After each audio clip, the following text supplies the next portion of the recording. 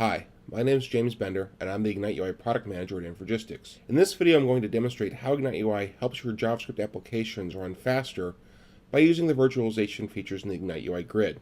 This feature helps applications that host grids with large amounts of data run more quickly and have smoother user interactions. If you'd like to learn more about the features available in Ignite UI, please see the Ignite UI documentation on Infragistics.com. This is the application we're going to be modifying.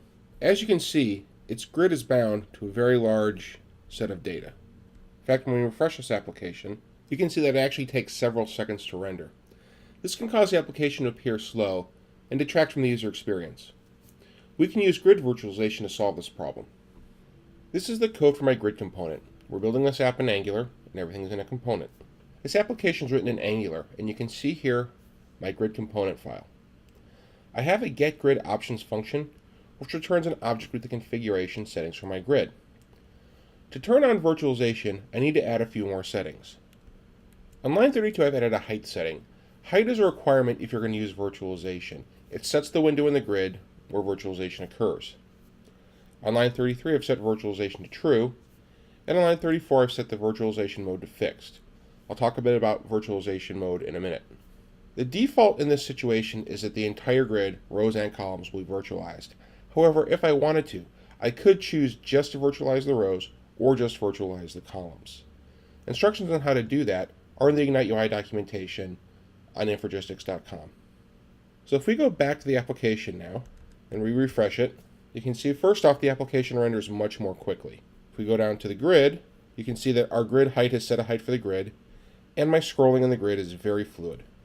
I mentioned there are two modes of grid virtualization, fixed and continuous. Fixed virtualization only renders the visible rows and/or columns in the grid. As the user scrolls, the same column and grid elements are updated from the data source. This keeps the number of DOM elements very low, making the grid and your application more performant. Continuous virtualization renders a predefined portion of the grid, which may expand beyond the visible area. As the user scrolls, the grid loads another portion of rows or columns and disposes of the current one. Each method supports different use cases, and you can use the performance options page in the Ignite UI documentation on Infragistics.com to try and experiment with each virtualization method in different scenarios and determine which one is the best for your needs. To demonstrate continuous virtualization, we'll update the mode to continuous. Back in the application we can see that the application still renders very quickly. We can see that our grid is still very performant and virtualized. From the user standpoint, there really wasn't much difference between fixed and continuous virtualization. Both made the application faster. Again, these both have different use cases, and you should experiment with both to see which works best for you.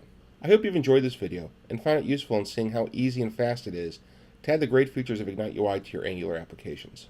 Be sure to check out Infragistics.com for more information about Ignite UI and all of our other great software development products. Also be sure to check out the other lessons in this series to see even more ways Ignite UI can help you write fast, run fast, and build great applications for the modern web.